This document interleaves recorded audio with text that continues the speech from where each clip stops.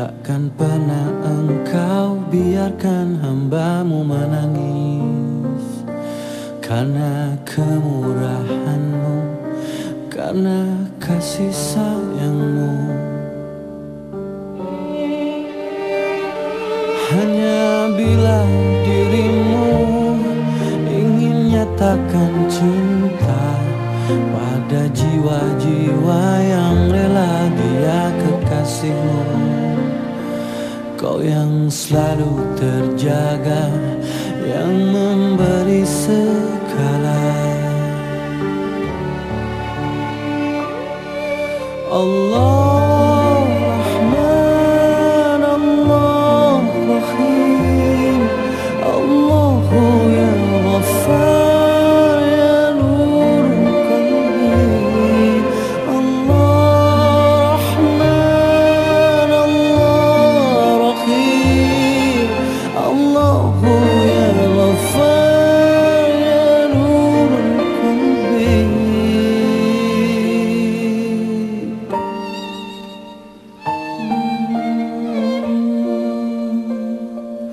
Di setiap nafas, di segala waktu, semua bersujud memuja asma-Mu. Kau yang selalu terjaga, yang memberi segala. Allah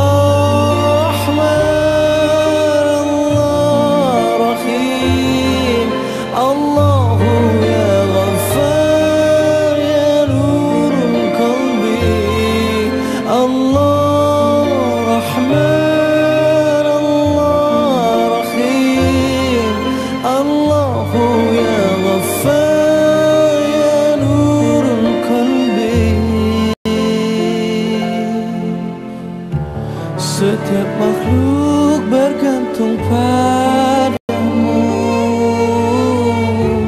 dan bersujud semesta untukmu. Setiap wajah mendamba cinta-Mu, cahaya-Mu.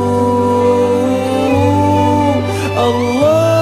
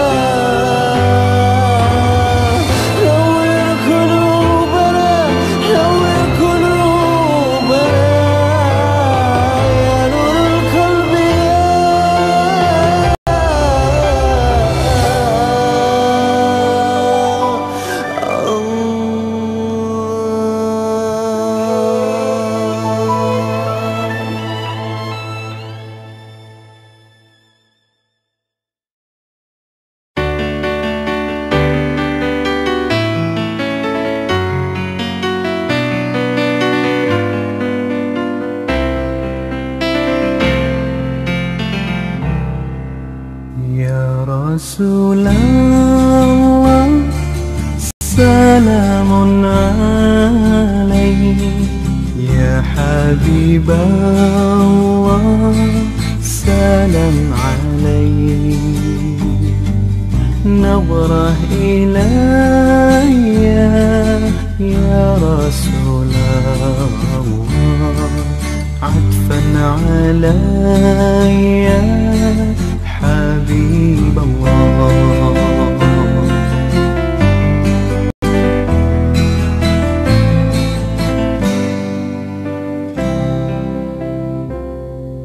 من نور طه صلاة الله، ذكر الإله زيت إليها.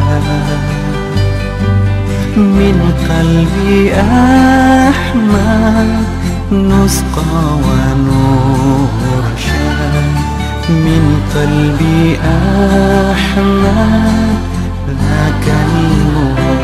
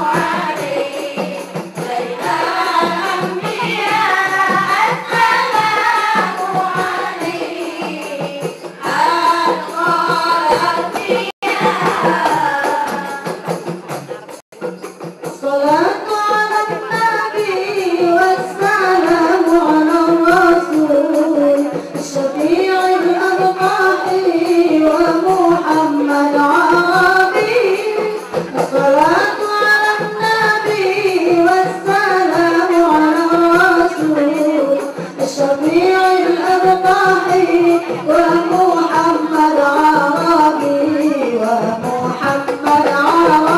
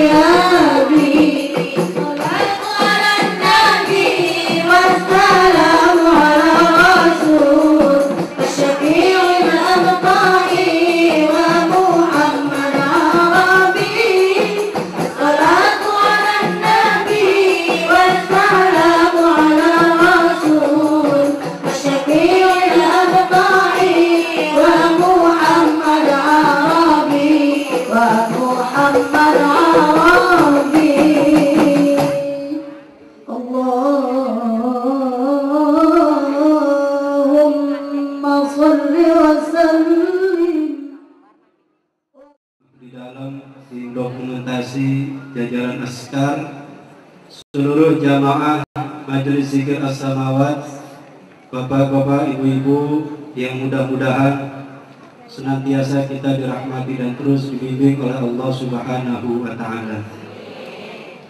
Alhamdulillah wa syukurillah, puja-puji syukur kita aturkan kehadirat Allah Subhanahu wa Ta'ala. Salawat dan salam semoga Allah sampaikan kepada junjungan kita, kecintaan kita, Nabi besar Muhammad sallallahu alaihi wasallam.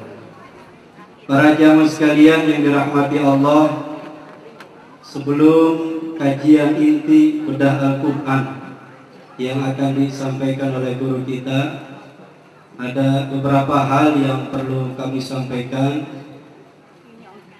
Yang pertama, pengajian distrik Jakarta Barat yang rutin diadakan setiap malam Selasa untuk hari Senin malam Selasa besok tanggal 27 diliburkan untuk sementara waktu. Dan juga para jamaah sekalian, perlu juga kita ketahui bersama bahwa tanggal 29 besok hari Rabu, guru kita akan menuju Baitullahil Haram menunaikan ibadah umroh. Karenanya kita doakan mudah-mudahan dalam perjalanan guru kita ini diberikan keselamatan dan keberkahan oleh Allah Subhanahu wa Ta'ala.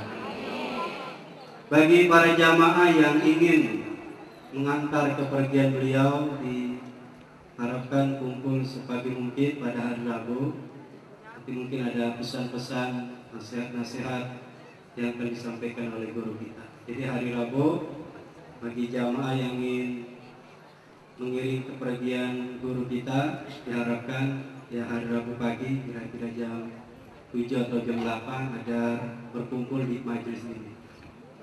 Ya, ini saja beberapa hal yang perlu kami informasikan. Mari kita baca surah Al-Fatihah. Kita khususkan kepada guru kita yang akan menunaikan ibadah umroh. Kita doakan mudah-mudahan perjalanannya diberikan keselamatan sampai kembali ke tengah-tengah kita. Dan juga kita doakan orang-orang tua kita atau saudara-saudara kita yang diberikan ujian sakit, mudah-mudahan penyakitnya diangkat oleh Allah Subhanahu wa Ta'ala. Yang telah mendahulu kita menghadap Allah, kuburnya mudah-mudahan dijadikan raudhah min riyadil jannah. Ala hadhihi niyyah wa kulli niyatin salihah. Wa ila hadratin Nabi Mustafa Rasulullah sallallahu alaihi wasallam. Syai'u lillahi lahumul Fatihah. A'udzu billahi minasyaitonir rajim. Bismillahirrahmanirrahim. Alhamdulillahi rabbil alamin arrahmanir rahim maliki yaumiddin. Iyyaka na'budu wa iyyaka nasta'in. Ihdinas siratal mustaqim. Siratal ladzina an'amta 'alaihim ghairil maghdubi 'alaihim waladdallin. Amin. Demikian apa yang dapat kami sampaikan. Mohon maaf atas segala kekurangan. Pada seluruh jamaah untuk berdiri menyambut kedatangan guru kita. Demikian akhirul kalam. Assalamualaikum warahmatullahi wabarakatuh.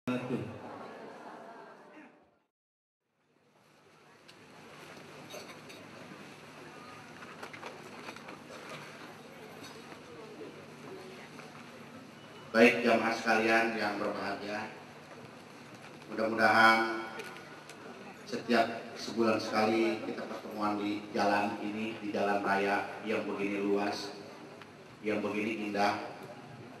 Mungkin orang-orang sekitar kampung kita suka bertanya, kok ngaji di jalanan gitu. Ngaji nggak pakai atap, cuma kita doang yang pakai atap. Ya kan Bu?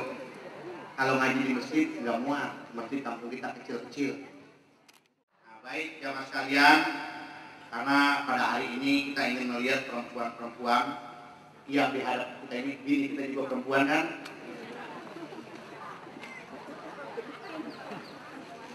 Hah? Bini kita juga perempuan kan? Nah, kita pengen bini kita perempuan ini punya ilmu. Kita pengen juga istri kita ini masuk surga, amin. Karena kalau dia nggak punya ilmu, anaknya repot. Contoh sekarang di Indonesia, kenapa sih begitu suaminya masuk penjara, wanitanya jadi nangis? Coba kemarin dia punya perisai diri, saya lebih baik saya kabur Bapak. Kalau engkau korupsi, saya nggak mau, pokoknya saya mau kabur. Nih juga kesempatan Pak, kau kerja. Mumpung Pak, yang ngomong gitu siapa? Hah? Yang ngomong itu siapa? Nah, inilah wanita-wanita yang ada di Majelis Zikir As-Samad ini. Mudah-mudahan bisa melahirkan anak-anak yang soleh, yang ya Allah, segini banyaknya nih. Punya wanita, anak yang soleh, kayak apa nih di bangsa Indonesia ntar ya? Kayak apa itu wajah Indonesia ntar? Insya Allah mudah-mudahan. Kenapa saya berani ngomong gini Bu? Karena ada amanah memang. Perempuan ini di Majelis As-Samad ini perlu dibina sampai puncak kerohanian. Makanya Ibu, besok saya akan lapor, minta doa restu, sekalian doa restu. Hari Rabu saya akan berangkat laporan umroh ke Mekah dan ke Madinah. Pulangnya Ibu sudah siap yang melakukan sholat di bulan Mei ini.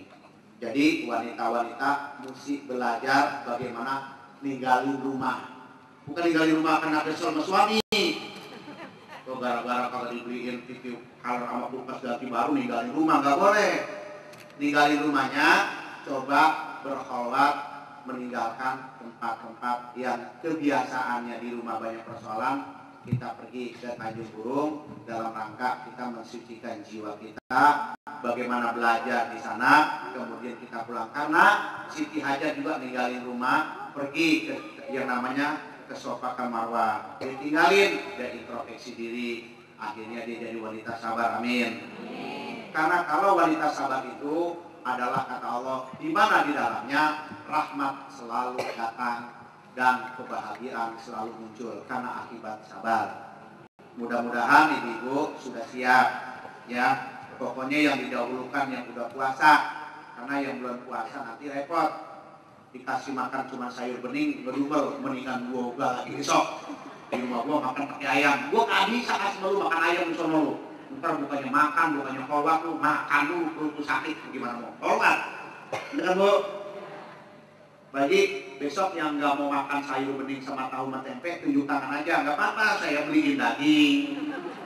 Habis makan kita ceburin di empang. Mudah-mudahan hari ini kita buka surat perempuan. Apa tuh?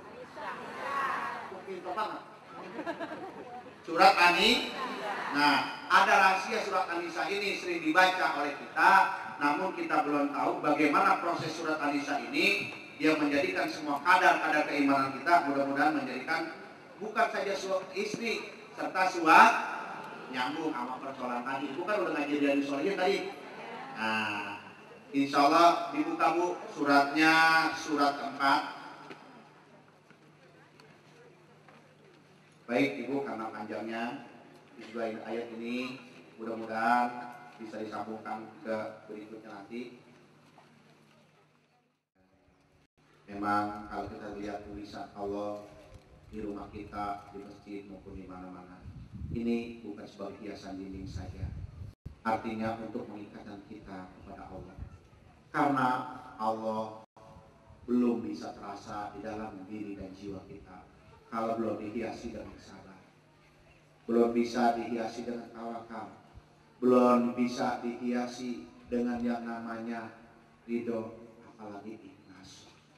Karena untuk menyentuh hati nurani yang paling dalam, untuk mengakui bahwa Allah dengan segala keesaannya, manusia perlu menjalani kehidupan sampai sabar. Sabar kita bisa lihat bagi kaum perempuan apabila ingin melahirkan, tidak pernah dia bergantung pada suaminya. Dia tidak pernah menyebut nama ayah dan ibunya lebih banyak, kecuali ia sebut Allah Tuhannya yang lebih banyak. Karena tidak ada lagi yang bisa menolong. Sebagai jalur syariat boleh saja dokter dan rumah sakit, namun sepenuhnya tidak terbayang oleh kaum perempuan adalah Allah tempat segalanya mencurahkan isi hati. Sudah sampai sejauh manakah rasa di dalam kalbu kita, di dalam jiwa kita apabila kita menyebut Allah? Sudahkah kita ada rasa malu?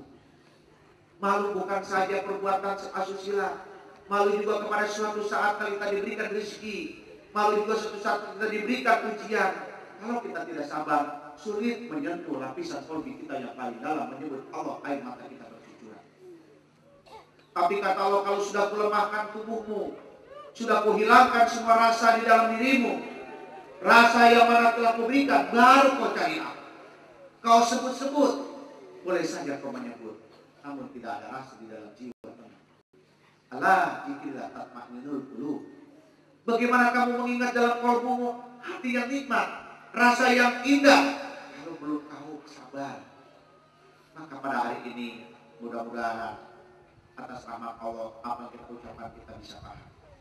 Mari kita tembus dari mulai lisan, mata, bibir yang tak bertulang, lidah yang tak bertulang, sampai kepada otak yang encer dipenuhi dengan rambut, sampai masuk pada kolbi hati nurani yang paling dalam. Ada apakah di dalamnya? Apakah ada unsur kemunafikan di dalamnya? Apakah ada kesyirikan di dalamnya? Kalau belum tersentuh kalimat ini, terkadang kita masih bangga dengan dosa dan kesalahan. Ya Allah, ya Allah,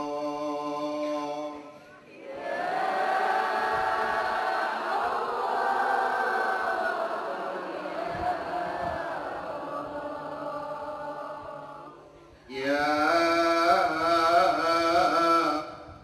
Allah, ya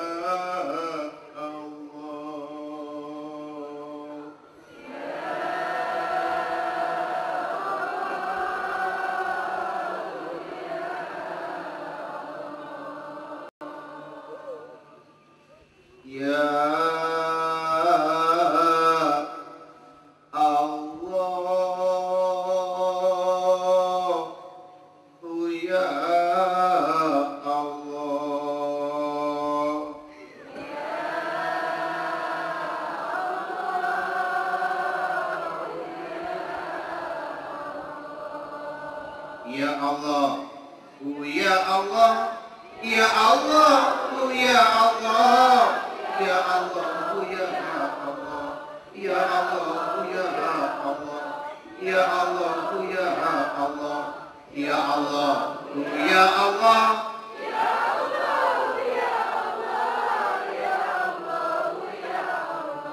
Ya Allah, ya Allah, ya Allah, ya Allah, ya Allah, ya Allah,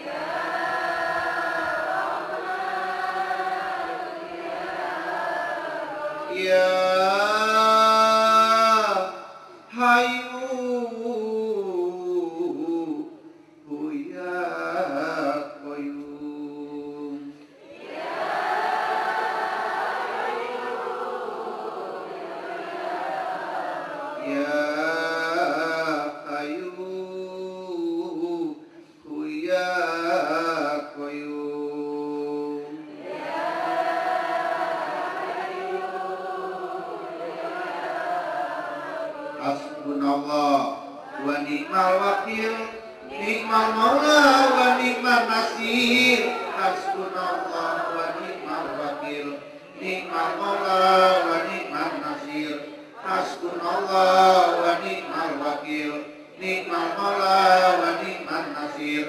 Hasbunallah.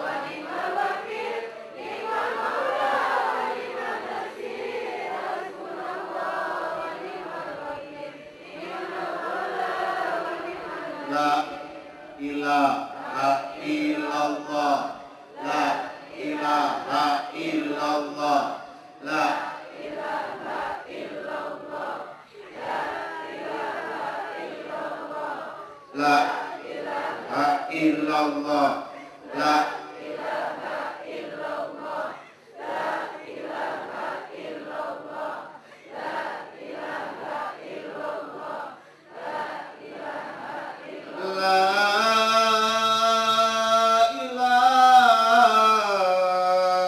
ilaha illallah, la ilaha illallah. Ada nggak Tuhan selain Allah hari ini bisa memancarkan sinar matahari dari ufuk timur ke ufuk barat? Adakah Tuhan lain, kata Allah, hari ini bisa mengantar kalian duduk di sini?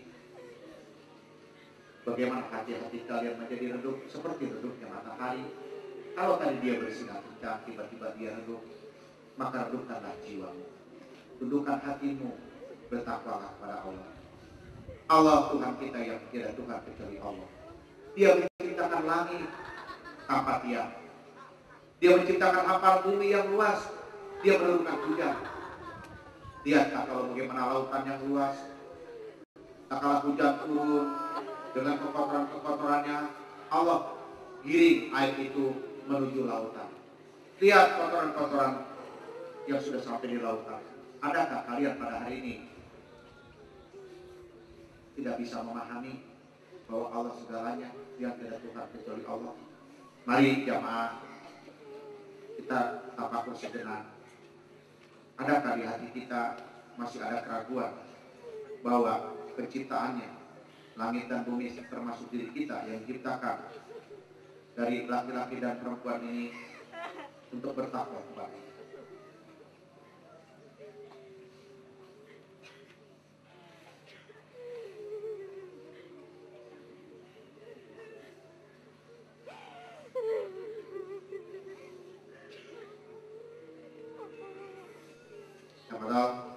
Mari kita simak dan kita dengarkan. Mudah-mudahan ini menjadikan petunjuk dan risalah buat kita menjalani kehidupan hidup ini. Terima kasih. A'udzu billahi minasyaitonir rajim. Bismillahirrahmanirrahim. Subhanallah walhamdulillah wa la ilaha illallah wallahu akbar. Jamaah rahimakumullah, pada siang hari ini kita akan membedah An-Nisa, wanita. Ini merupakan sebuah ayat yang spesial karena tidak ada di dalam Al-Quran surat Ar-Rijal, tapi di sini Allah berikan surat An-Nisa. Ini menunjukkan bahwa kita harus memiliki perhatian yang luar biasa, harus memperlakukan wanita dengan arif dan bijaksana. Amin ya rabbal alamin. Ya ayyuhan nasu taqu rabbakumul ladzi khalaqakum min nafsin wahidatin wa khalaqa minha zawjaha wa bassa minhuma rijalan katsiran wa nisaa wattaqullaha alladzi tasaaluna bihi wal arham innallaha kana 'alaikum raqiban. Wahai sekalian manusia, ini adalah khitabnya, sasaran pembicaraannya yang diseru adalah seluruh manusia, baik yang kulitnya hitam, kulitnya merah dan putih yang tersebar di seluruh permukaan bumi. Itu adalah satu tatanan, satu ciptaan. Jamaahumullah, kita sebagai manusia adalah merupakan ayat jagat raya. Di dalam tubuh kita adalah tadullu ala wahid, menunjukkan kepada satu penciptanya. Setiap manusia memiliki karakter yang sama sehingga diabadikan di dalam sebuah sidik jari. Sidik jari seseorang itu adalah berbeda setiap orang yang lain. Itu menunjukkan bagaimana kita berpikir bahwa Allah lah yang memiliki sebuah tatanan. Qul huwallahu ahad, Allahus samad, lam yalid wa lam yulad wa lam yakul lahu kufuwan ahad. Di dalam matematika itu adalah sebuah konstanta sama dengan satu, bahwa manusia diciptakan dalam sebuah tatanan yang memang unik. Bagi si fulan adalah angkanya si fulan, bagi si fulan A adalah juga karakter bagi si fulan A.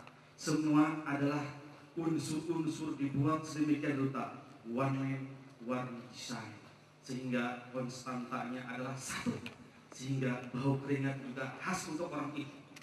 Itulah manusia Allah ciptakan agar manusia dapat memahami bahwa Allah yang menciptakan manusia di seluruh jagat raya, juga Akulah yang menciptakan. Tatkala air sudah banyak yang tidak ada lagi kemarifatan, maka dia dingin membeku. Itulah di kutub selatan air es membeku karena sedikit tentang masalah-masalah power of change. Begitulah air menghadapi power of change, maka dia munajat, selalu ingin memberikan rahmat kepada manusia. Itulah juga manusia, di dalam tubuhnya adalah 70% adalah air, yang di dalamnya atom-atomnya sudah tajam, sudah bermusyahadah dengan ikatan pada hidrogen atomnya satu. La ilaha illallah. Maka alasan apakah kita tidak bisa takwa kepada Allah? Di dalam rahim juga begitu. Tatkala bertemu dengan Mimma Mahin, 3 bulan pertama penuh dengan sensitif karena ada pembelahan sel. 2 sperma menjadi 4 menjadi 8, 16, 32, terus berakutnya N pangkat 2. Disitulah ada sebuah kepekaan di dalam diri manusia, sehingga itulah sangat mudah dipengaruhi obat yang tidak peka, obat yang tidak sensitif, maka akan menjadi berubah tatanan tata kelola. Kalau kita tidak dapat memperlakukan perubahan yang sensitif itu, maka itulah akan terjadi perubahan. Itu juga harus dididik dengan spiritual. Itulah pendidikan pranatal sebelum lahir, maka dididik oleh Al-Quran agar seluruh tata kelola agar seluruh desain-desain adalah desain Allah. Itulah para wali telah mengajarkan bagaimana ibu sebelum lahir dididik oleh Al-Quran, karena itulah saat-saat pembelahan dan saat-saat diturunkannya ruh, sehingga mintalah diberikan ruh yang betul-betul dibimbing oleh Allah Subhanahu wa Ta'ala. Di Saudi juga di Indonesia paling banyak, amin. Coba akhirnya Pak, ceramah, ngaur, ngajar, ngaur, akhirnya umat yang namanya perempuan ini di Indonesia nggak dapat pada takut sama kiai. Emang pada takut sama kiai? Takut sama maka lihat ramehlah di TV di mana-mana, terjadilah disoroti oleh non muslim. Begitukah yang namanya pengikut Nabi Muhammad? Begitulah pengikut Rasulullah SAW, katanya inna nggak maju. Nih, disinilah menjadi permasalahan yang harus ditanyai sama ibu-ibu nanti, catat. Tuh, kenapa sih para wali dulu istrinya banyak? Kenapa kita enggak? Lah wali kaya, hartanya banyak, adil, lagi dia ustaz, kerja kagak, bininya 3. Kira-kira gimana Bu? Adil enggak? Lu mau? Nih, ini persoalan ilmu ini ibu harus serap, karena kenapa? Allah ingin melindungi wanita. Karena wanita kata Allah satunya sumber ketakwaan, wanita sumber malapetaka kalau tidak dididik. Inilah negeri kita. Inilah akhirnya majelis taklim di mana-mana bubar karena tidak dikonsumsi ilmu bagi wanita. Masalah wanita Bu, kita kalau nggak ada wanita selalu hidup loh. Hanya jadi makanya wanita perlu dikasih ilmunya ilmu Al-Qur'an. Nih supaya ibu sudah ibu kayaknya kalau dengar suara saya kayaknya pada ngantuk. Ya kan? Nah, kira-kira bahagia nggak tadi saya tanya? Ibu-ibu bahagia nggak? Bahagia karena diperhatikan oleh Allah. Makanya sekarang ngaca diri. Paling banyak kalau udah laki-laki yang namanya dititipin harta, yang paling rakus katanya, yang paling bisa ngayomin anak yatim siapa? Wanita, karena dia banyak diam di rumah. Nah, mudah-mudahan Bu, hari ini kenapa sih kok di majelis kita paling utama yatim? Ngaji distrik yatim disantunin, ngaji distrik yatim nyantunin. Asal amat kalau ngaji mana-mana pasti anak yatim diperhatiin. Kenapa Bu? Kenapa kita ingin mengajarkan kepada jamaah kita selalu kita memperhatikan anak ya? Makanya paling berkah. Nih, asal itu anak yatim, matahari dikipasin malaikat. Ntar teduh, ntar teduh. Panas sih Bu. Kita dikipas saja. Malah lebih panas suaminya. Nih, kayak gini nih. Ya, dah, steril bentar angin. Bismillahirrahmanirrahim. Nih, dah, steril bentar. Gerak mulu sih. Iya, ini kan surat kami bisa nih, saya steril. Nah, lumayan lah. Kalau gede-gede, bayarnya mahal. Ini surat ini udah serius, mesti di ini juga saat ini permasalahannya nih, wanita ini paling rawan. Makanya Indonesia ini perlu dikemas ke depan. Bisa jadi orang-orang yang betul takarub kepada Allah. Ibu udah paham Bu, ibu disayangin, wanita sangat diperhatikan. Makanya dengerin baik-baik, surat ini gak boleh bercanda-bercanda. Oke? Silakan. Ayat yang keempat, wa nisaa sadqatihinna nihla. Berikanlah mas kawin mahar kepada wanita yang kamu nikahi sebagai pemberian dengan penuh dengan kerelaan. Jamaah rahmatullah, di situ adalah perintah kepada memberi kepada perempuan, di mana yang pertama kewajiban lelaki mengatur anggaran belanja dan anggaran rumah tangga sebagai penyedia anggaran rumah tangga. Harus belajar juga dari peristiwa Nabi Adam, bagaimana Siti Hawa membujuk kepada Nabi Adam agar mendekati adalah syajaratul khuldi, maka terbujuklah Nabi Adam dengan bujukan rayu istrinya. Itulah di dalam sebuah fenomena, makanya ada lingkaran-lingkaran. Laki-laki mudah digoda dengan perempuan, perempuan juga mudah digoda dengan materi. Materi, perempuan, dan laki-laki sekali tiga uang. Itulah banyak dorongan-dorongan bagaimana korupsi juga didorong oleh rayuan-rayuan agar terjerembab ke dalam lembah penistaan. Oleh karena itulah pemberian mahar adalah sebuah pembelajaran bagaimana adalah harta yang harus kita kendalikan.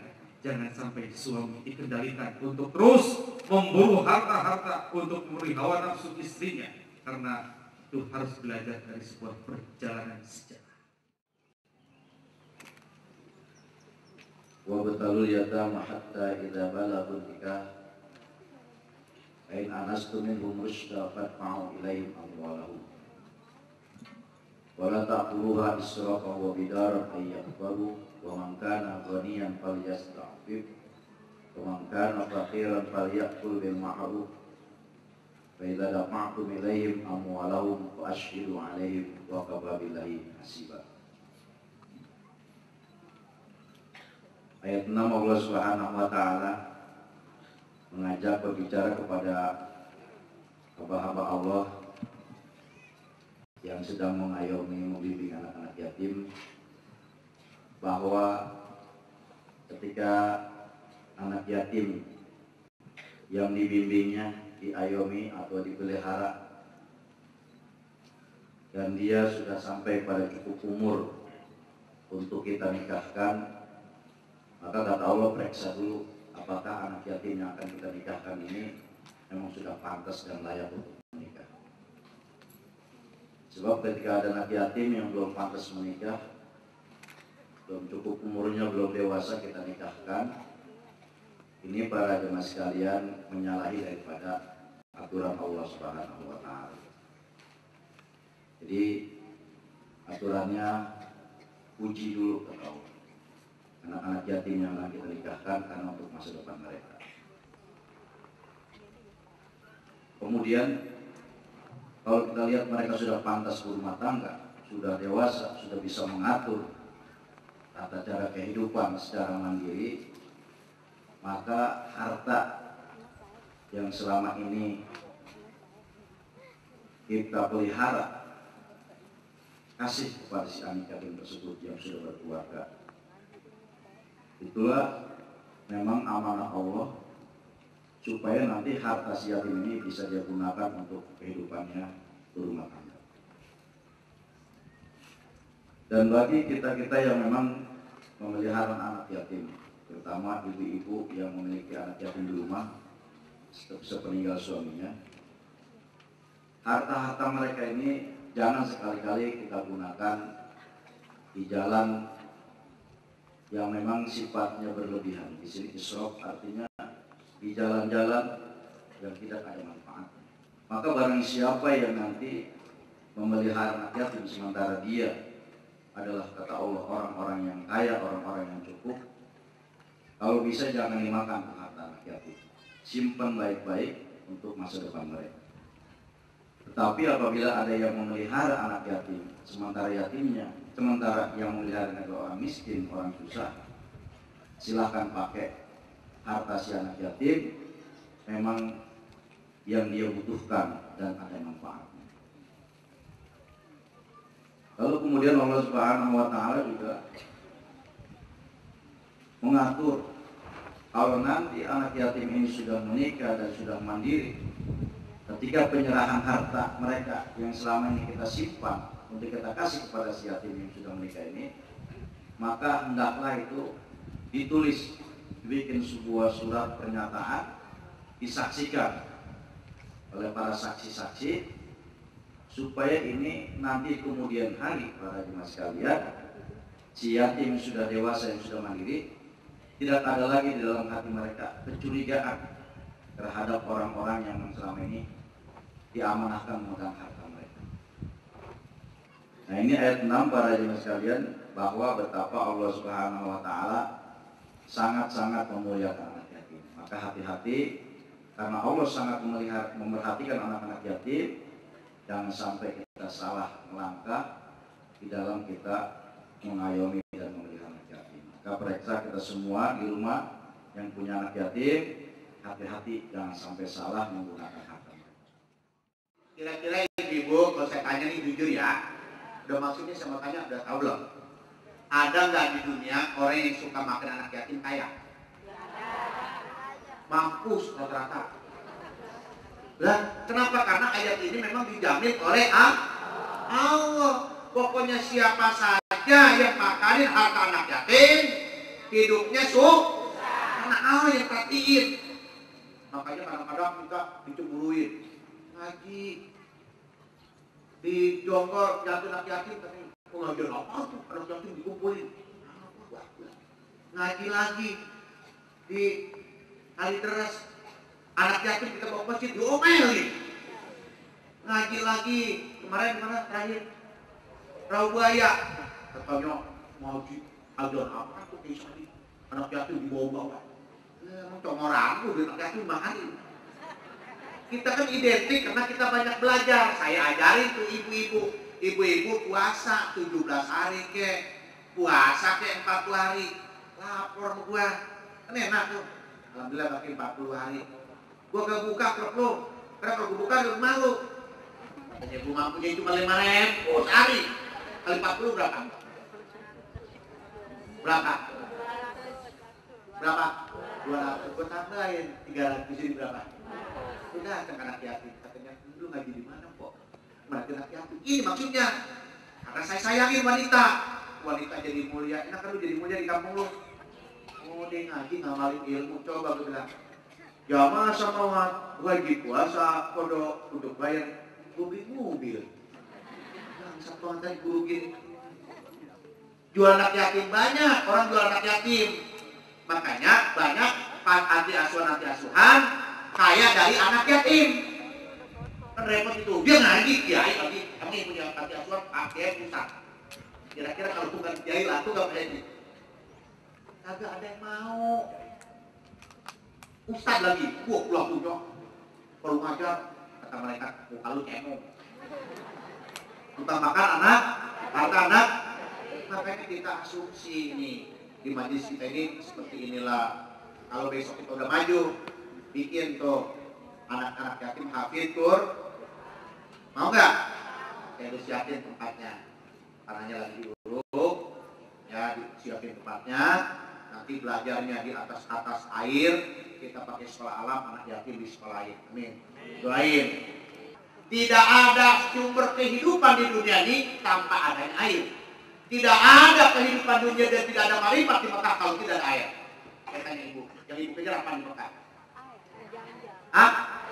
Lu boleh tuh, tidak jalan-jalan aswad 3 hari 3 malam kagak ada air. Yuk. Lu boleh ada apa namanya tawa kagak ada air. Kira-kira gimana?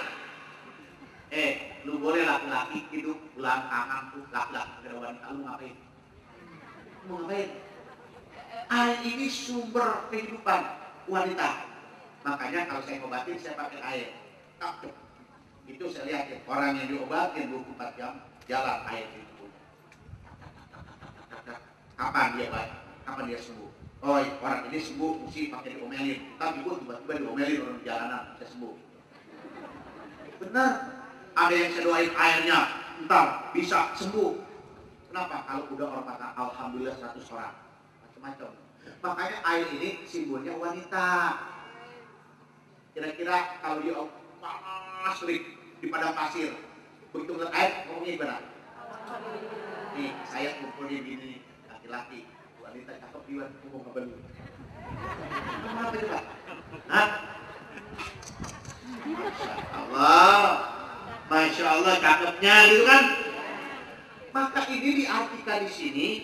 Wanita ini hati-hati cara mengirupnya. Kira-kira kalau ngirup air kebanyakan enak nggak? Embung. Ya wanita kalau kebanyakan embung. Ya, maka secukupnya nggak boleh segelas, 2 gelas, 3 gelas, 4 gelas. Embung. Pada embung diboleh apa? Enak nggak? Kagak enak, gue jadi 3. secukupnya aja minum mah, segelas udah kenyang. Tuh, ini simbol. Harusnya nangkepnya. Maka gua kalau lagi aus-aus, gua minum aja dikit aja. Gua liatin, ini gua harus ngobatin. Allah punya bini, lumayan ya. Ini kalau gua punya bini kira-kira 3, gua ngobatin gimana? Terus saya sholat dulu. Kata bini Allah, mau aja lu, obatnya kagak ada. Wah, kasih pantang, kira-kira enak gak? Ya kan? Maka ini kata lo simbol air ini, simbol kebajikan wanita ini, simbol Maka saya diomelin lah, saya ngomong sama beliau. Kalau kamu gak becus didik wanita di Asamawa, tidak melahirkan orang-orang soleh, ingat kalau kamu pertama umurnya lebih pendek, nih bu, umur kamu akan lebih pendek dan manfaat Al-Quran tidak ada gunanya. Janji. Saya bilang gak janji apa. Makanya besok saya dipanggil dalam ikrar kepada Allah. Sanggup gak membina majelis ini? Saya jawab insya Allah. Emang kira-kira gampang orang ngajar Quran, makanya jarang yang berani. Orang ngajar Quran itu disumpah. Disumpah lahir dan batin karena ini adalah warisan dari Allah. Al-Quran kepada Rasulnya harus diserahkan. Dan wanita harus diberi pemahaman dalam rangka menjaga anak-anaknya dan menjaga kabar keluarganya. Karena sumber malapetaka, wanita-wanita yang beriman ini akan melahirkan salah satu anak-anak yang soleh, yang sok. Kalau kasih diajar kalian, wanita yang soleh, hebat kan dia? Pergilah kau wahai suamiku, gak ada rasa cemburu. Ini kadang-kadang lu wanita izin cemburu, iya kan? Pergi tapi hati-hati dengan wanita. Gak usah dipesan juga tahu.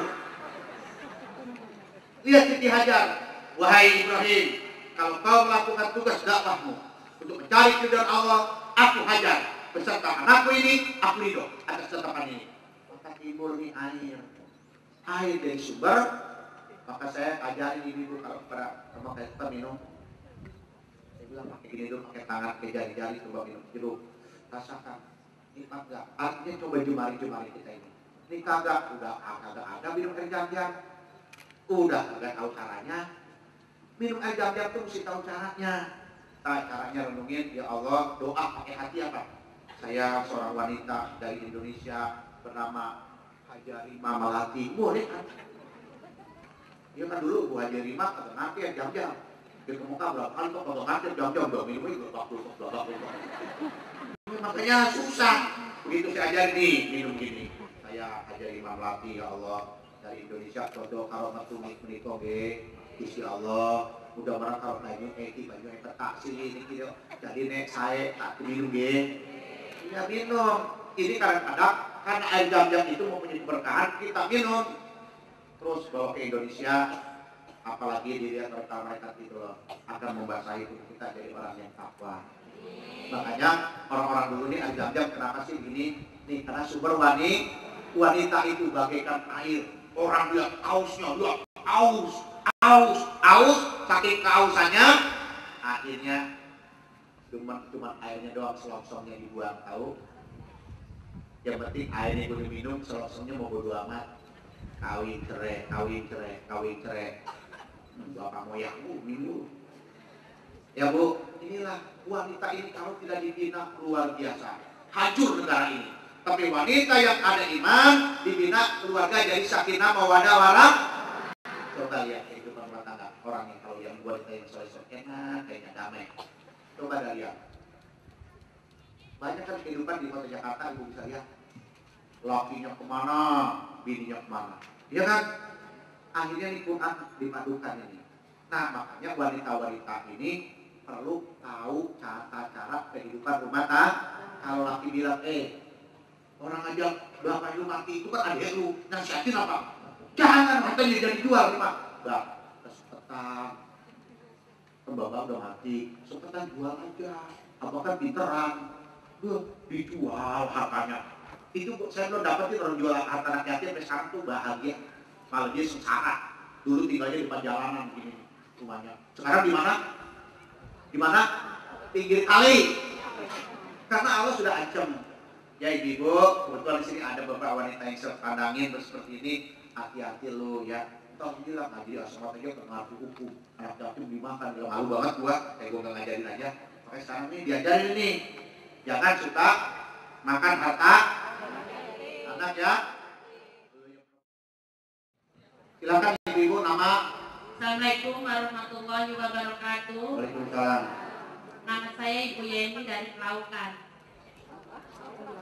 Saya mohon tanya Pak Kiai, Ya. Saya kan sudah lama rumah tangga tapi saya tidurnya bisa gitu. Ya, ini ibu yang perlu diutamakan ini kan kasus. Ya. Karena saya punya anak kecil, bapaknya tidurnya sama anak yang laki-laki, saya yang sampai yang perempuan. Ya. Terima kasih. Assalamualaikum warahmatullahi wabarakatuh. Ini keluhan jamaah. Ini ilmu. Jadi ibu, berapa tahun kisahnya?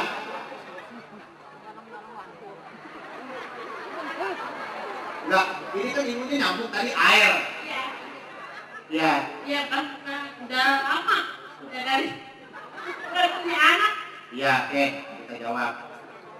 Saat jamaah yang begini banyak mempunyai permasalahan-permasalahan. Ibu-ibu ya, harus ditegakkan dengan hukum. Karena ibu ini nanti yang ditanya kita nanti semajelis ini waktu Yaumul Hisab itu akan dikumpulkan kita dalam satu majelis. Apakah dulu jamaahmu menanyakan ilmu ini tidak pernah kau beritahu tentang ilmuku di Al-Quran? Maka yang jadi masalah nanti bukan dia saja, kita semua. Bukan saya sebagai guru dan ustaz, tetapi semua menjadi satu. Karena ini dalam satu jamaah. Tuh. Kira-kira nih ahli fikih dulu dah jawab. Ya Mustafa dan juga ahli fikih. Bismillahirrahmanirrahim. Assalamualaikum warahmatullahi wabarakatuh. Yang kita muliakan guru kita Abu Yakin Musadi Al-Batawi. Pada ibu ini yang dari Pelaukan ini ilmu Sudarayadi. Sudarayadi. Jadi sebetulnya ada dua hal kayak ketika seorang wanita suami istri itu pisah ranjang, ada dua hal. Yang pertama karena asbab kondisi penyakit, yang kedua karena nusus. Ini yang ibu belum jelaskan ini karena apa nih? Apa karena ada penyakit tertentu atau hal tertentu sehingga pisah ranjang atau karena nusus? Karena ibu ini dianggap sebagai wanita yang bangkang, jadi oleh suami dipisah ranjang. Itu dalam surat An-Nisa juga itu di ayat 34. Pak, ibu, Qurannya buka 34. الرجال قوامون على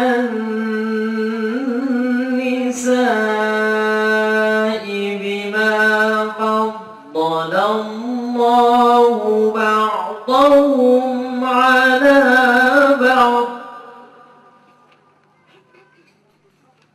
بما فضل الله بعضهم على بعض وبما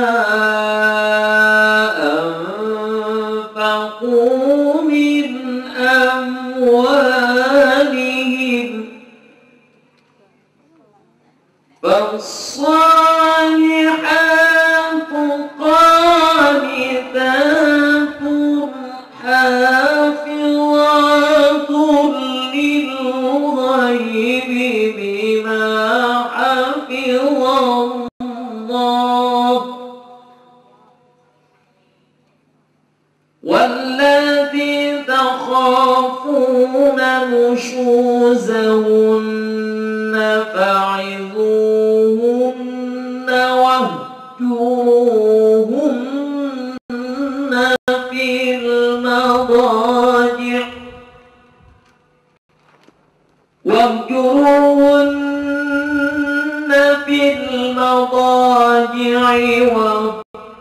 واضربوهن فإن أطعنكم فلا تبغوا عليهن سبيلا إن الله Allah kana 'aliyan kabira. Jadi ini sangat jelas sekali jawabannya langsung dari ayat Al-Quran. Kalau ibu karena penyakit atau kondisi tertentu itu atas ridhonya suami, insya Allah tidak berdosa asal dengan izin suami. Tapi kalau karena memang nusus seperti ayat ini, maka ada step-step langkah-langkah untuk mendidik istri, dan ibu harus taat kepada suami. Kalau ibu tidak mengikuti, maka ibu terkena dengan ayat ini. Itu Kiai. Dan ayat ini bisa dikupas untuk menjadi istri solehah. Insya Allah ayat ini adalah petunjuk Allah buat kita hari ini. Amin. Jadi ibu catat, ntar lu saatnya dari Pelaukan, istri lu kan nih, lu namanya lu tahu, besok panggil. Gak untuk melanjutkan ke sana, panggil. Ini saya Ustaz Nur Hayadi. Kenapa kita dibuka ini? Petunjuk Allah. Kita ngaji udah berapa tahun nggak pernah dibuka kasus ini. Tapi semalam saya di sana masih menjelang asar, tahu. Saya nggak cerita sampai saya diberi petunjuk. Coba wanita ini betul-betul kalian perhatikan. Tadi saya bilang, kalau kamu nggak perhatikan hukum-hukum wanita, ingat umurmu lebih pendek. Nggak tahu saya maksudnya apa. Kedua, dan kamu tidak akan dipercaya lagi untuk melanjutkan, dan seluruh kru kita termasuk saat ini tidak akan dipercaya untuk menjunjung tinggi Al-Quran. Kenapa? Karena Al-Quran banyak wanita yang disalahgunakan dan tidak dididik. Akibatnya wanita seperti ini di negeri kita. Para ulama tidak pernah mendidik membuka kasus dengan Al-Quran, melainkan dengan cuma kata dan pelotehan. Maka kita diperkenalkan hari ini. Lihat udaranya kok beda sama sekali dari pengajiannya. Nah, kadang-kadang perempuan ngancem dia kapan dulu? Waktu kita aus,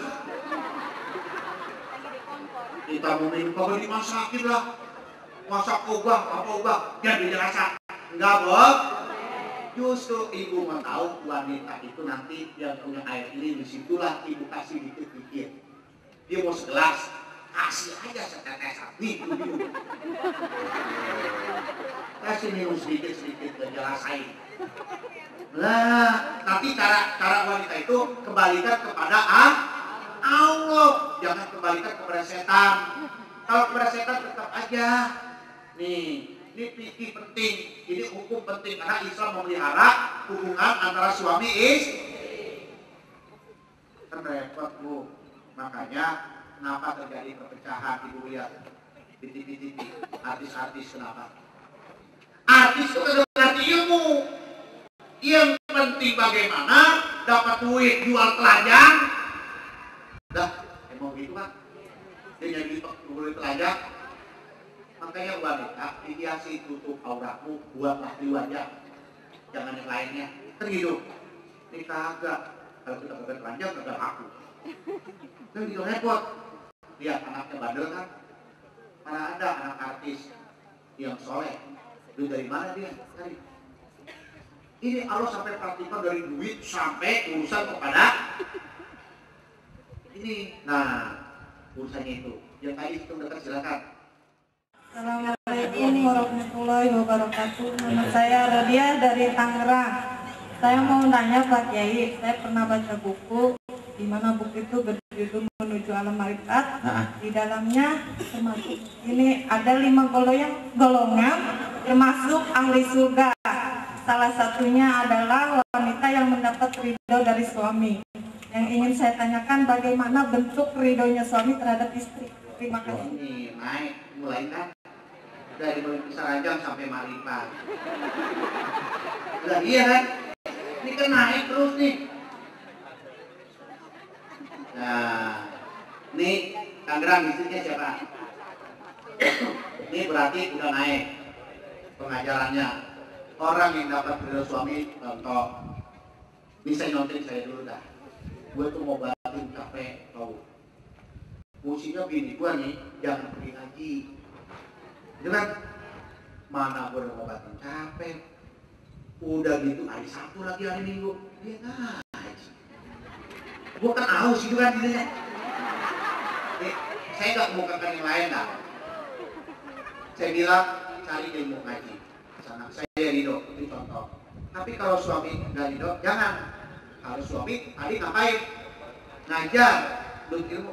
Ada lagi suami yang kagak punya aturan, ngaji kagak dikasih. Ya. Terus kedua, kalau suami ridho tapi dengan catatan ilmu agama dan menuntut ilmu. Tapi kadang-kadang suami ridho dukun jadi susah sangat. Dia aja yang dukun buat gagap supaya laris.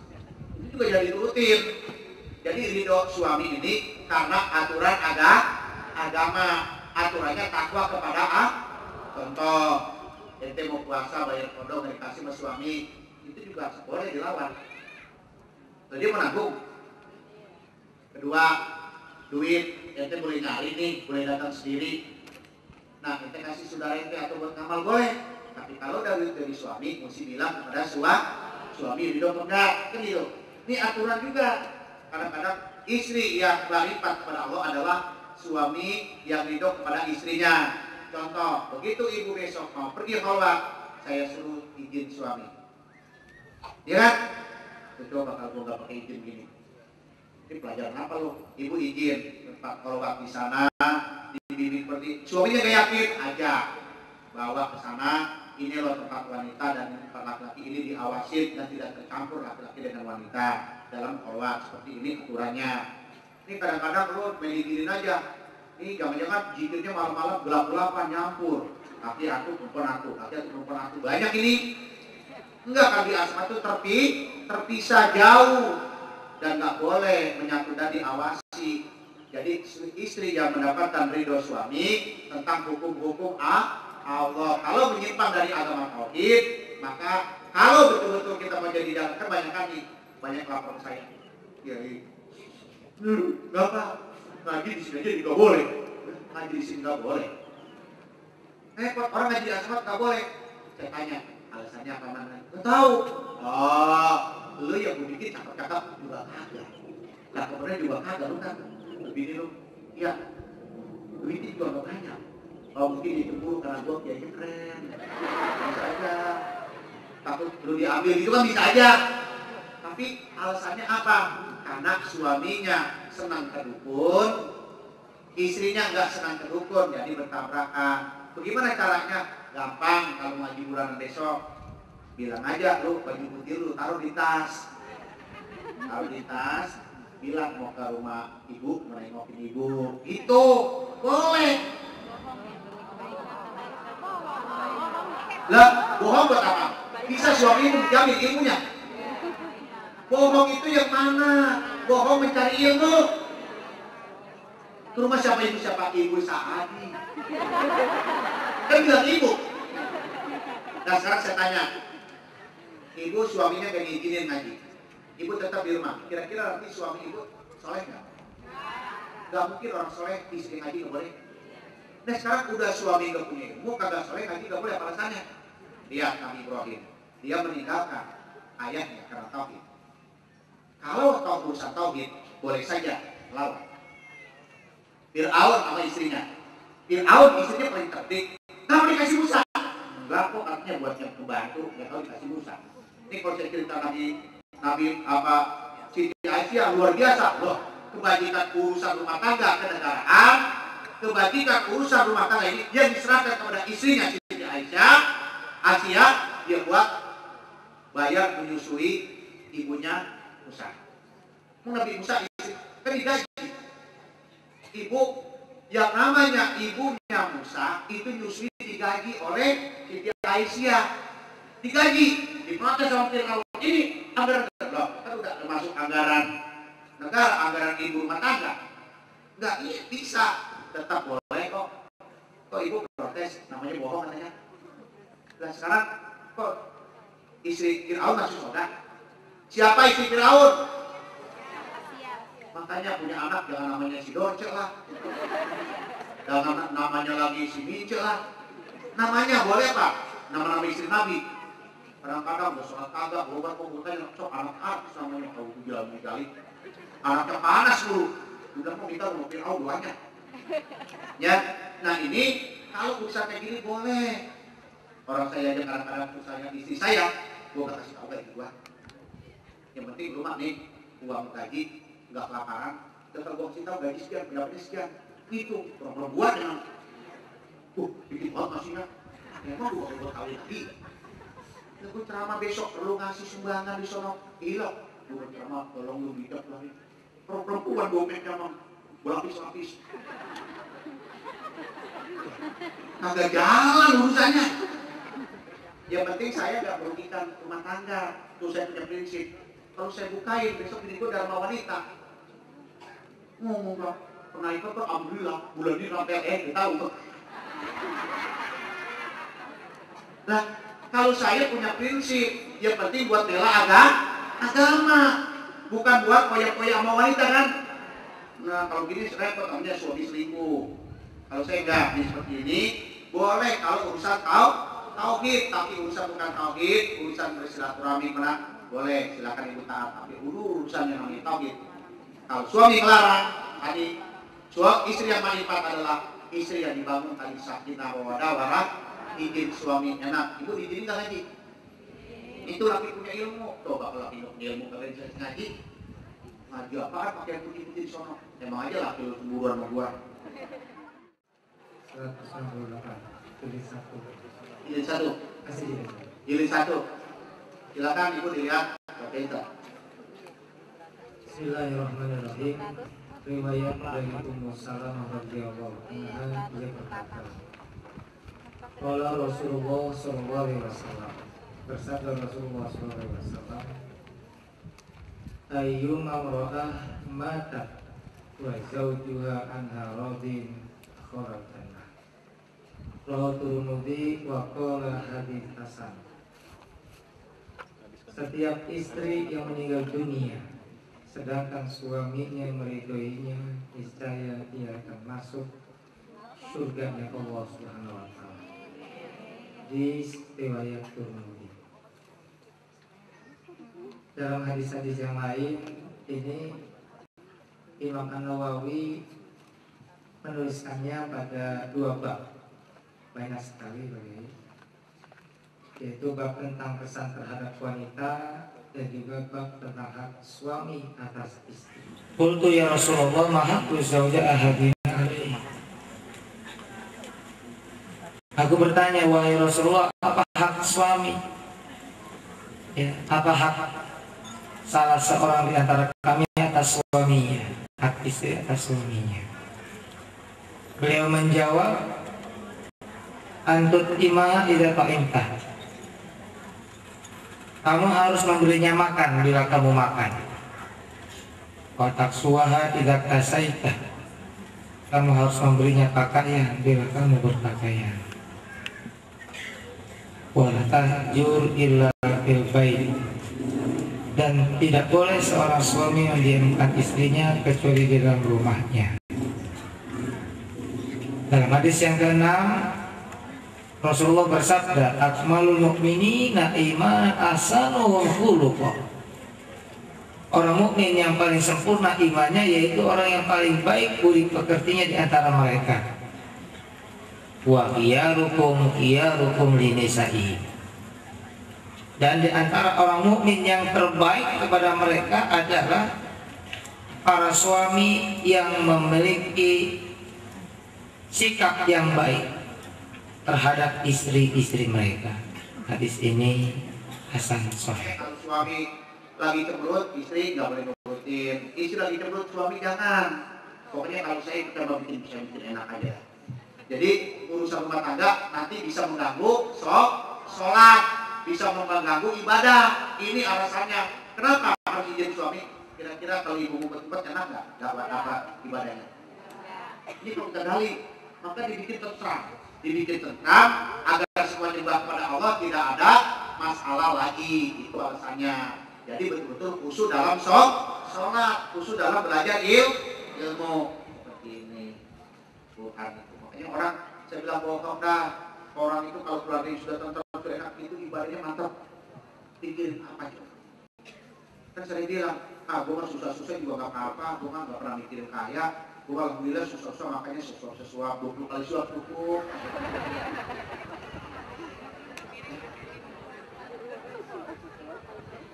Ya kan Bu?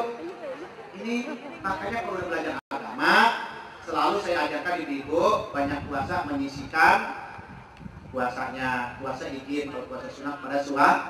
Jangan nanti suami pulang haus siang-siang ibu nggak kasih minum, ya.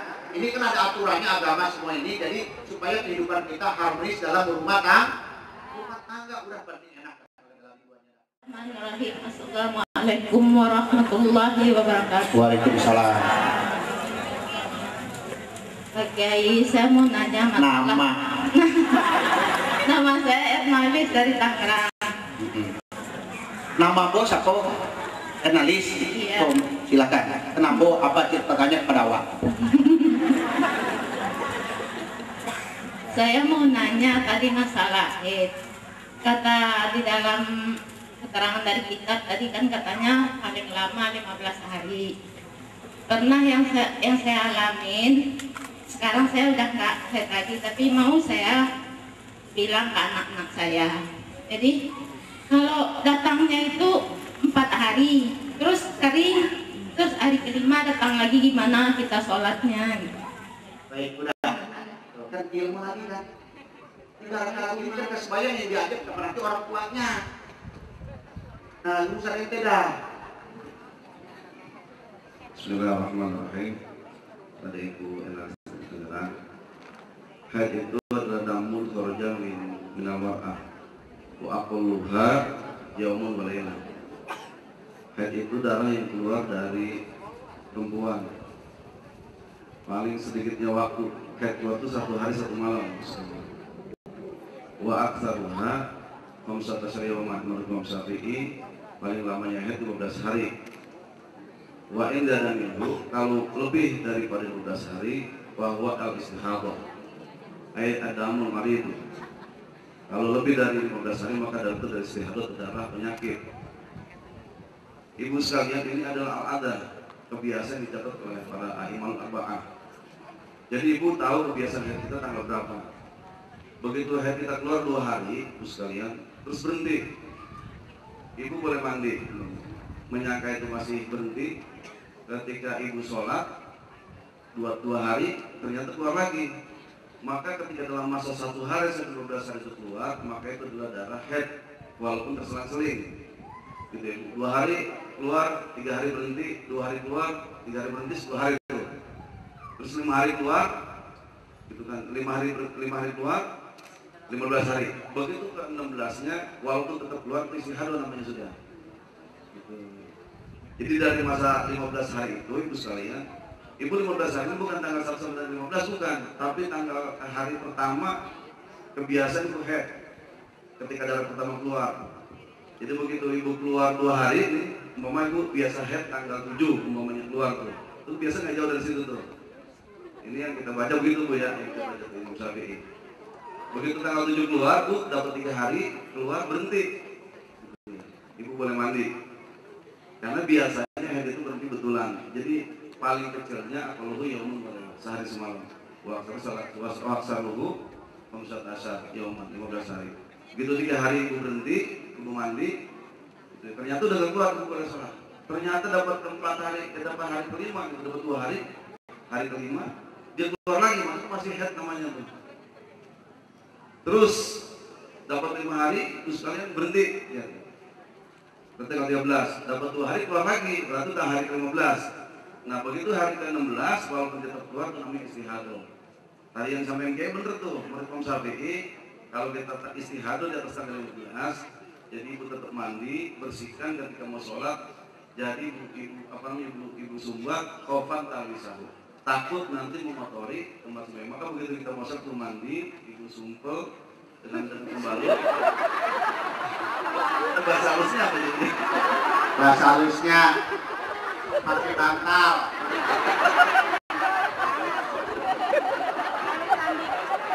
Ini orang pikir, orang tak tahu. Pikir boleh aja. Nah begitu boleh. Jadi ibu mandi, begitu mau sholat, ibu sumbat dengan pembalut, ibu sholat. Jadi, tadi yang disampaikan kayak benar itu oleh Imam Syafi'i begitu tuh. Kayak benar terjangkau. Jadi sumbat selesai sholat, ibu sekarang masuk keluar. Jadi ibu udah kalau dari istri hamil itu adalah penyakit. Jadi ibu udah pernah. Baik, tuh. Jadi kenapa teknologi manusia diberilah pengertian oleh Allah, dibikinlah namanya ada apa L'Oreal apa ya? Itu cuma tahu itu doang. Nah dia kalau punya itu. Jadi itu dipakai. Kenapa ini teknologi mengantarkan manusia untuk selalu dekat kepada kakek. Jangan, ibu sekali lagi, jangan suka kalau yang namanya di rumah nggak mau pakai minum-minum obat, nggak boleh kan? Kecuali ada mulai tertentu. Tapi kalau di rumah nggak boleh. Kenapa? Karena saya banyak belajar semenjak saya ngobatin ini, banyak wanita yang kadang-kadang ceroboh tentang inian, akhirnya merusak kandungan. Ya, kalau kandungannya selaput itu ada 7 lapis selaput di dalam ibu punya yang namanya kandung. Itu kalau selaput 1, 2, 3 udah mulai rusak, makanya terjadilah sering haid. Ini di dalam dunia kedokteran belum banyak digali di dunia kandungan, tapi insya Allah karena saya yang ngajarin Allah jadi ngerti. Ya jadi istilah di sini gimana kenambo ibunya yang namanya ibu Enais rancak mana apa tuanya. Nah, kenambo sudah paham? Kalau ambo sudah paham, nah akan terusan persoalannya lain. Mudah-mudahan ambo paham pada anak-anaknya dikasih tahu kok semuanya aturannya rancak mana dan aturan Tuhan. Yo.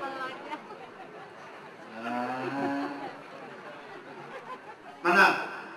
Oh, ini yang ini dulu, yang apa namanya, yang tua dulu. Bismillahirrahmanirrahim. Assalamualaikum warahmatullahi wabarakatuh. Nama saya Ibu Yayu, distrik Semarang, Pak Kiai. Yang Semarang, yang terhormat kepada Bapak Kiai Sehsaki Al-Bakawi. Saya di sini mengikuti pengajian, insya Allah sudah 3 tahun. Saya mau menanyakan masalah harta anak yatim Pak Kiai. Saya ditinggal ibu saya umur 2 tahun. Kemudian sepeninggal harta itu sebagian dijual oleh bapak saya. Nah kemudian mungkin 20 tahun lebih bapak saya sudah sadar. Terus kami anak-anaknya dipanggil, itu uangnya dikembalikan meskipun nilainya khususnya sudah jauh, tapi alhamdulillah kami bertiga sudah ikhlas. Terus ini bapak saya baru sakit, mungkin ya ada sedikit untung, bapak saya juga sudah minta maaf. Kalau bodoh, nah ini Bu Yayu, kalau sih ditanya ini si ngopo iki sama kami ya. Nah ini masalahnya harta anak yatim itu kan sudah sama berusaha sudah dikembalikan meskipun itu nilai khususnya naik. Terus ya, terus saya sendiri juga diberi amanah oleh Allah untuk mendidik anak yatim. Misalnya 9 tahun yang lalu ayah suami saya sudah almarhum. Nah itu punya uang pensiunan. Nggih, nuwun sewu nggih Bu. Kalau bodoh kalau saking sedaya kalau menika saking jauh nggih. Menika kalau guru nisi kula ning gurune nggih. Kalau si tanya di persoalan rumah tangga, kalau persoalan tanya sing harta warisan. Bodoh kalau sedaya menika sing dijali ning Quran nggih. Ajarane saya nggih. Kula diam-diam orang Betawi lho, diam-diam. Nah, tadi orang Padang. Aturane nggih Bu, kalau niki sing aturan Gusti Allah, kalau nang ibu kalau bapake sing dijual oleh bapake sing hartane nggih. Namun si bapake ngertos sing aturane kemudian dikembalikan kepada anaknya nggih. Sampai ikhlas ora? Bu, kalau sudah ikhlas gak jadi masalah. Karena sudah ikhlas sama ikhlas yang tadi dijelaskan oleh Haji Mul. Tadi jelasin gitu kan? Ikhlas. Kalau niki persoalannya masalahnya nggih. Kalau ini suaminya sudah gak ada, kalau niki dititipin anak yatim nggih. Dan bagaimana sih carane memanage uang pensiun?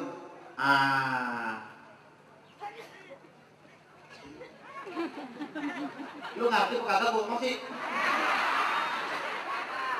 Lagi kalau yang ngomong itu benar itu orang Jawa, kita aja lu kagak ngerti atau orang Betawi nanya. Kan biar enak, biar sedep. Jawanya ada, kadangnya ada, artinya sama luas.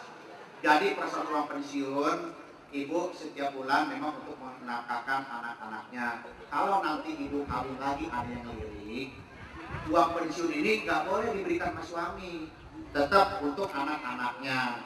Kalau besok ibu kecakep banyak lirik, uang pensiunannya gede nih, bilangin bahwa saya punya anak yatim ditinggalkan oleh bapaknya dengan pensiun seperti ini, dan ini untuk biaya-biaya anak-anak. Jadi ibu juga nggak boleh tuh uang pensiun buat pacaran. Ya, jadi diatur saja bagaimana kepentingan untuk anak-anak ya, dalam rangka dia mendidik, beriman dan bertakwa kepada Allah Subhanahu. Sekarang dipakai kan mengenai buat sampean kalau ngaji mending oke, sing acarane sing sae, nek aturan sae pokoknya sing ikuti nek acarane sae, kalau nek guru iki sedoyo, mudah-mudahan buat sampean masuk surga, amin.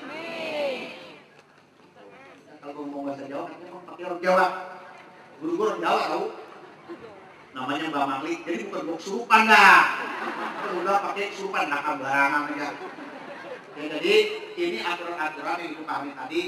Kalau masalah ikatan dengan orang tua, yang penting kita ikhlas. Kalau semuanya ikhlas, ini namanya orang tua ibu udah punya ilmu, dia kembaliin. Itu bakal dikembaliin. Nah, kalau ibu ikhlas, jadi masalah, jadi ibu termasuk wanita yang soleha. Karena begitu dipulangin gak ngerendam, ya, gak ngerendam. Sama gue juga semalam ngomong sama saudara, udah aja mau tahun lalu mau usah ah, pokoknya sekarang aja dah gitu. Akhirnya kita contreng itu kontrakannya, contreng. Ini kayak ini semalam menurut saya ini udah turun duluan. Dicontreng, yang ngatur buat abang lu, yang main rumahnya gitu. Coba kalau masuk ngebut-ngebutan itu kan, bapaknya ngomong, gua kan perempuan dua. Apa usahanya lu kontrakan minta bagian dua? Abil, kan bakal lokal. Nah makanya kalau udah orang beriman mengatur enak. Jadi ibu ini juga udah alhamdulillah udah jalan sebagaimana mestinya Al-Qur'an. Nah ibu berarti berkah haji sudah 3 tahun. Terus saya uge. Terima kasih Pak Kiai. Wassalamualaikum warahmatullahi wabarakatuh. Waalaikumsalam warahmatullahi. Kalau orang Jawa enak, per aja orang Betawi pada takutnya Betawi ngomong. Silakan. Sebelumnya saya memohon ampun dan memohon keridhaan dari Allah Subhanahu wa taala dan memohon maaf kepada kedua orang tua saya sebelumnya. Tidak ada maksud untuk menjelaskan atau membuka aib keluarga. Permasalahan keluarga saya adalah setelah orang tua saya, ayah saya berhenti dari perusahaan tempat kerjanya, kemudian membuka usaha. Kemudian kami datang ke Asamawat. Setelah itu usaha ayah saya semakin lama semakin hancur, semakin tidak benar, tidak bangkrut, dan terus ayah saya makin lama semakin, tadinya ayah saya ke majelis zikir Asamawat, kemudian tiba-tiba ayah saya melarang anak dan istrinya untuk datang ke sini. Dan kemudian orang tua saya kisah ranjang sudah begitu lama, entah tidak tahu permasalahannya apa. Saya sebagai anak merasa serba salah untuk mendamaikan orang tua saya. Bagaimana solusi saya sebagai anak terhadap kedua orang tua saya? Itu aja Pak Kiai. Makasih. Assalamualaikum warahmatullahi wabarakatuh. Baik. Kalau majlis zikir ini Asamawat ini salah, salahnya dari mana? Karena mengajarkan tauhid. Karena tidak ada jalan pintas yang bisa membahagiakan kita, tapi kita melalui proses. Maka ini akhirnya orang tua kamu itu negatif thinking, dibisiki oleh setan. Jangan. Artinya Pak, akhirnya bisa aja. Jadi alasannya Pak, itu alasannya tadi karena beliau hidupnya susah. Jadi alasannya dikutuk, anak jangan anak pemilihnya. Nah kalau mau kaya bilangin bapak lu, besok lu kasih alamat, dia aja ke Gunung Kawi. Kaya di sana mau beli tuyul. Enggak boleh. Jadi bilang sama bapakmu, kamu selihat air bermunajat kepada minta petunjuk kepada Allah setelah ibumu, minta diberikan petunjuk oleh Allah tentang ayahnya. Karena saya juga tidak punya kekuatan kecuali ia karena buduk. Anak mendamaikan biasanya kalah. Dibawa ke majelis, bapaknya pasti nggak mau. Jalan satu-satunya kita minta pertolongan kepada Allah. Nah anak sudah bagus caranya, mau, tapi dengan niat juga dengan berdoa kepada Allah Subhanahu wa taala. Ini dia tahu. Kalau berdoa Pak Kiai tahu pasti berdoa. Ya makanya hati-hati. Karena banyak juga orang katanya begitu datang kemari kerjanya diberhentiin. Maksud Allah sebelum diberhentiin kerja, sebelum susah perlu ilmu dulu, sebelum diberhentiin kesini dulu. Katanya gara-gara dia. So ini bukan 1 2 banyak.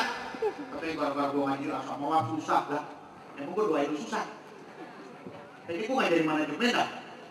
Terus kalau gagal lu susah gue gak minta sumbangan tuh. Kalau kayak lain ya, bikin proposal boleh.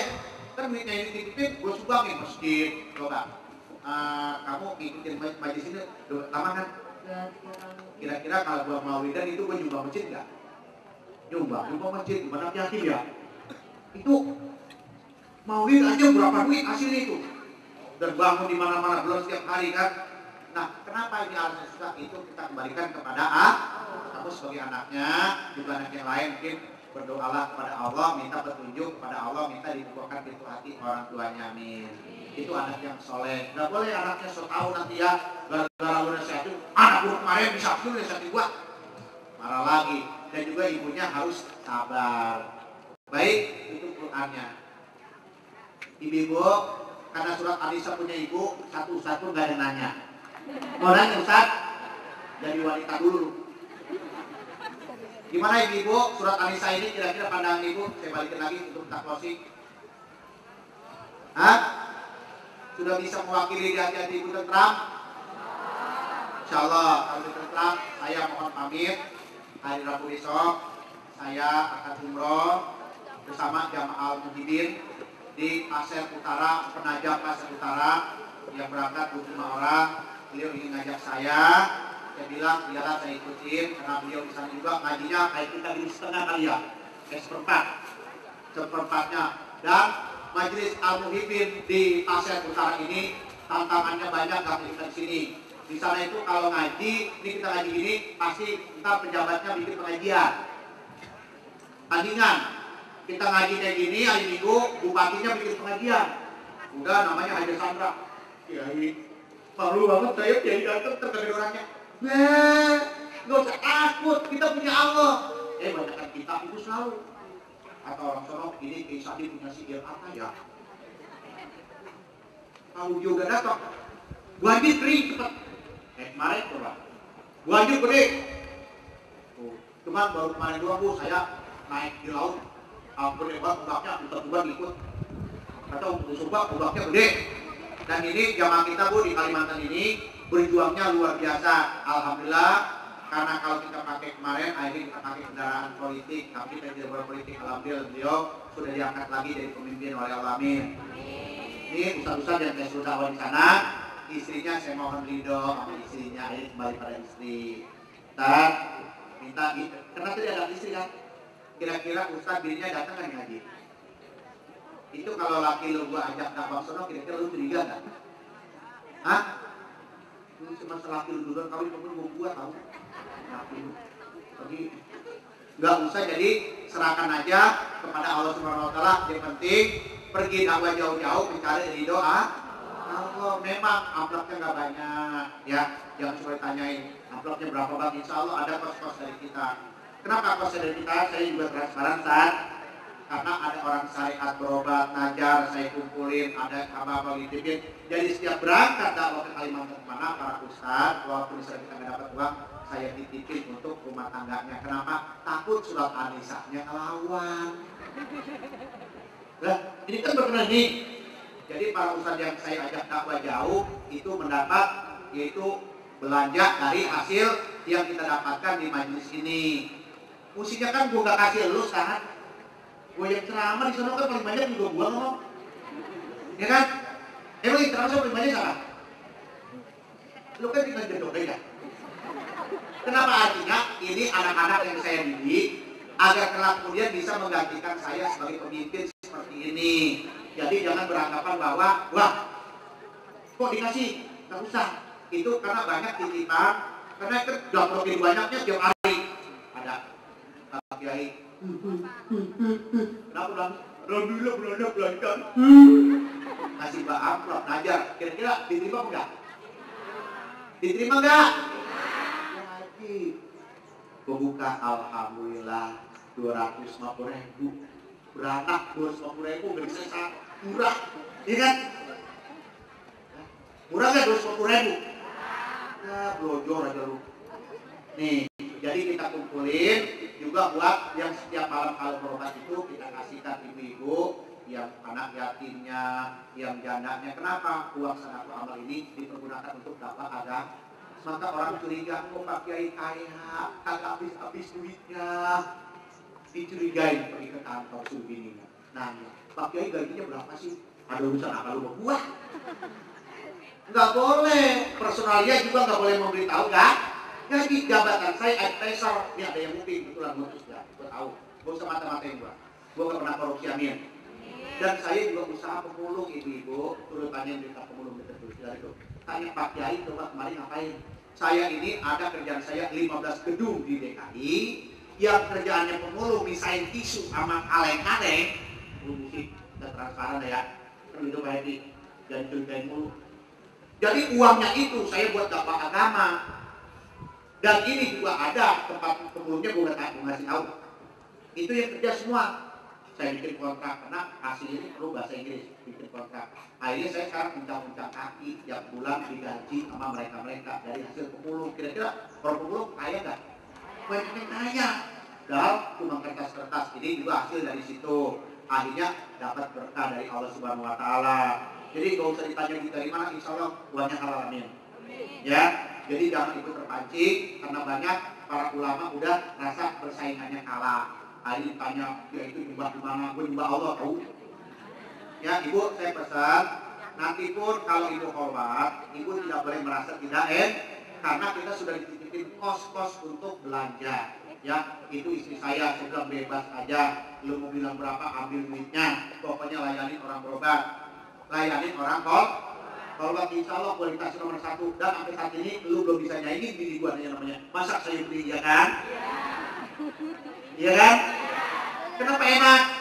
Karena hanya kalau bendel-bendel lagi ya.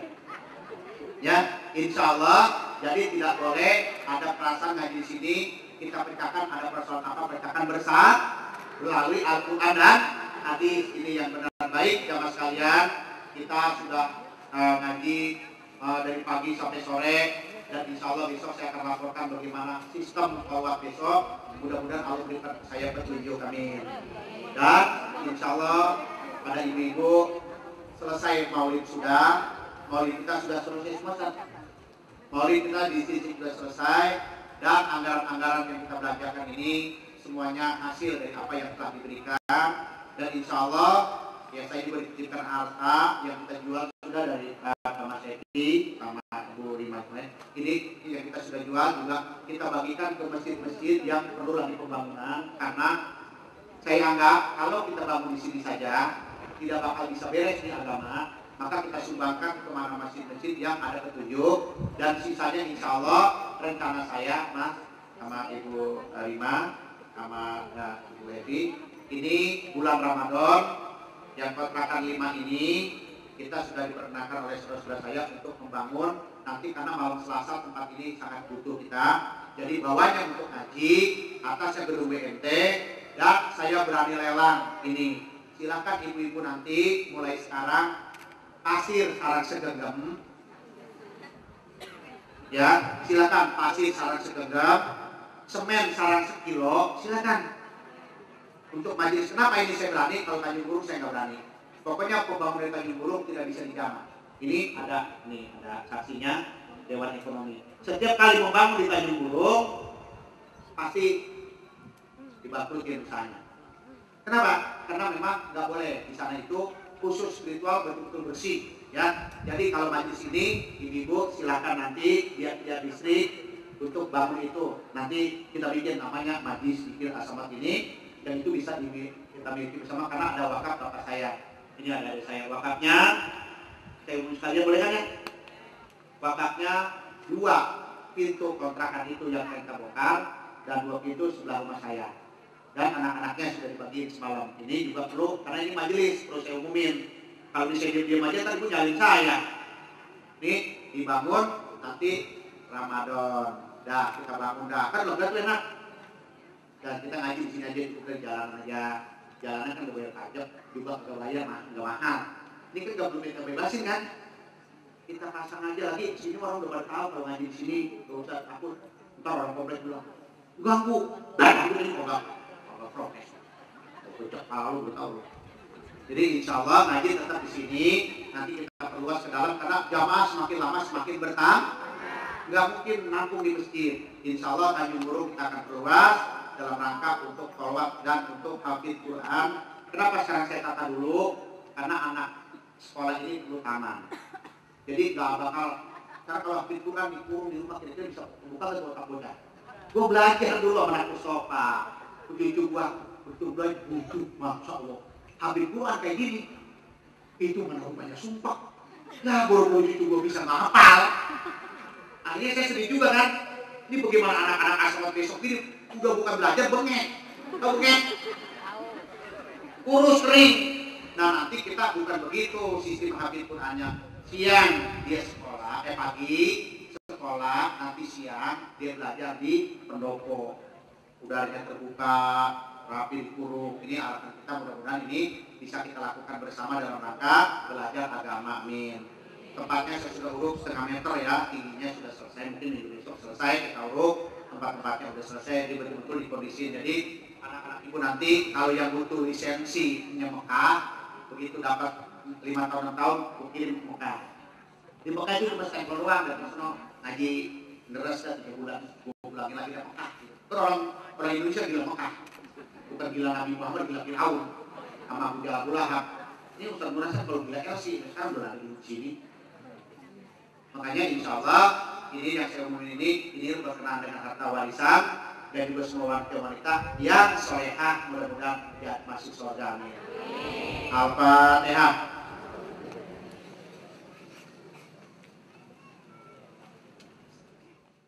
Al-Fatihah. A'udzubillahi minasyaitonir rajim. Bismillahirrahmanirrahim. Alhamdulillahirabbil alamin. Arrahmanirrahim. Maliki yaumiddin. Iyyaka na'budu wa iyyaka nasta'in. Ihdinas siratal mustaqim. Siratal ladzina an'amta 'alaihim ghairil maghdubi 'alaihim waladdallin. Allahumma bihaqqil Fatihah wa sirril Fatihah wa bi karamatil Fatihah wa bi mu'jizatil Fatihah. Ya farijal ham, ya kashifal ham, ya man li'abdihi yaghfir wa yarham. Ya dafi'al bala, ya Allah. Wa ya dafi'al bala, ya Rahman. Wa ya dafi'al bala, ya Rahim. Allahumma ja'alna syukuran. Allahumma ja'alna syukuran. Wa ja'alna min ibadika shalihin. Terima kasih ya Allah. Engkau kumpulkan kami kembali dengan guru-guru kami ya Allah, di tempat yang penuh dengan keberkahan ini. Terima kasih ya Allah, kajian kami pada hari ini adalah tentang kami wanita. Ya Allah, jadikanlah kami ini wanita-wanita yang soleh, wanita-wanita, istri-istri yang taat kepada Allah dan Rasul, dan juga kepada suami-suami kami. Ya Allah, ridhoi perjuangan kami ya Allah untuk membela agama-Mu. Ya Allah, izinkan kami kepada suami-suami kami untuk kami bisa belajar ilmu di as-samawat ini. Karena banyak sekali tantangan dan rintangan yang datang dari suami-suami kami. Ya Allah, jadikan kami istri-istri yang istiqomah, yang bisa ikut bersama-sama dengan guru kami dalam membela agama-Mu. Jadikan kami istri-istri yang taat, istri-istri yang solehah, yang jadi panutan dalam keluarga kami. Rabbana hab lana min azwajina wa dhurriyyatina qurrata a'yun waj'alna lil muttaqina imama. Rabbi ighfir lana ولوالدينا وارحمهم كما ربيانا صغارا ربنا آتنا في الدنيا حسنة وفي الآخرة حسنة وقنا عذاب النار سبحان ربك رب العزة عما يصفون وسلام على المرسلين والحمد لله رب العالمين. Ya Rasulullah, salam alaik. Ya Habibullah, salam alaik.